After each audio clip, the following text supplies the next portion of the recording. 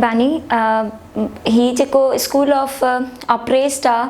मां त थोराइती बि आहियां, शुक्रगुज़ार बि, बल्कि उन्हनि खे लख वाधायूं बि जेके हैदराबाद जे साथियुनि इहो हिकिड़ो प्लेटफॉर्म जोड़ियो आहे। ख़ासि करे कॉमरेड नूर जोणे जो मां हिते नालो रखंदमि, जंहिं हिकिड़ो अहिड़ो प्लेटफॉर्म मुहैया कयो आहे उन्हनि सभिनी माण्हुनि खे जेके अदबी हुजनि, सियासी तौर ते, समाजी तौर ते हिकु अहिड़ा नवां मौज़ू मुतारफ़ कराइनि जिन ते अॼुकल्ह असांजे समाज में तमामु घटि ॻाल्हि ॿोल थी रही आहे। सो इहो मां सम्झां थी त जेका असांजी ईंदड़ नसल आहे उन्हनि जे लाइ बि ही ॾाढो हिकिड़ो बहितरीनु कमु आहे त ही स्कूल ऑफ ऑपरेस्ट जे नाले में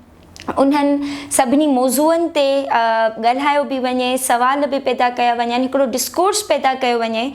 त जीअं हिकिड़ा सियासी, समाजी, अदबी, फ़नी मौज़ू असां वटि हिन समाज में जुड़नि, उन्हनि ते ॻाल्हि ॿोल बि थी सघे। ऐं ॿी ॻाल्हि त इन नाले मां ई इज़हारजे थो त स्कूल ऑफ ऑपरेस्ट मज़लूमनि जी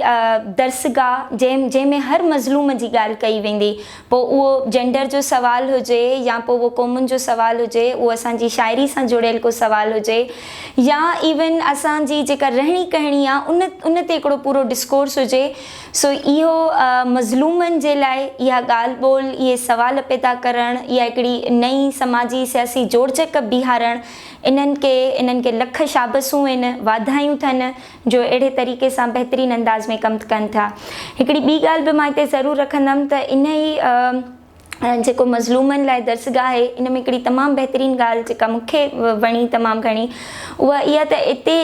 इन ई स्कूल में ॿारनि जे अदब ते बि ॻाल्हायो थो वञे, माना ॿारनि खे बि उत्साहियो थो वञे त हू अची करे न सिर्फ़ु शाइरी पढ़नि पर नंढड़ा नंढड़ा हिकिड़ा जेकड़ा प्ले करे था सघनि उहे बि उते अची करे कनि। छो जो तव्हांखे इहा बि इन ॻाल्हि जो अंदाज़ो हूंदो त पहिरियों को ॿारनि जो ॿाराणो अदब ईंदो हुयो, पर हाणे त असां वटि को अहिड़ो ॿाराणो अदब बि कोन्हे जेके नंढे हूंदे खां असांजे ॿारनि जे ज़हननि में हिकिड़ा सवाल पैदा कनि,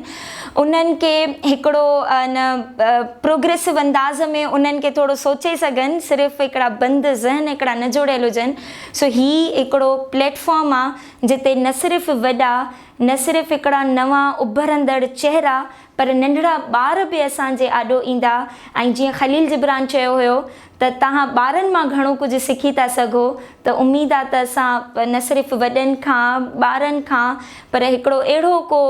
इन ई प्लेटफॉर्म जे ज़रिए मां त सम्झां थी त को हिकिड़ो अहिड़ो नओं शऊर जोड़े सघूं, पोइ उहो सियासी, समाजी, फ़नी तौर ते एतिरो उसरियल हुजे जो सुभाणे न सिर्फ़ु पंहिंजी नसल जे लाइ पर सुभाणे ईंदड़ नसलनि लाइ बि को हिकिड़ो बहितर चङो कमु करे वञूं। सो वरी बि मां चवंदमि लख शाबसूं, मुबारकूं, ॾाढो अज़ीम कमु आहे। इन कम खे जेतिरो वधाए सघिजे, ऐं असां बि, मां त सभिनी खे चवंदमि तव्हां सभु जेतिरी पंहिंजी वंड करे था सघो कयो, छो जो इहा सुभाणे तारीख़ जुड़ंदी ऐं इन तारीख़ में जेतिरो पंहिंजो नालो विझी था सघूं ओतिरो विझणु घुरिजे। महिरबानी।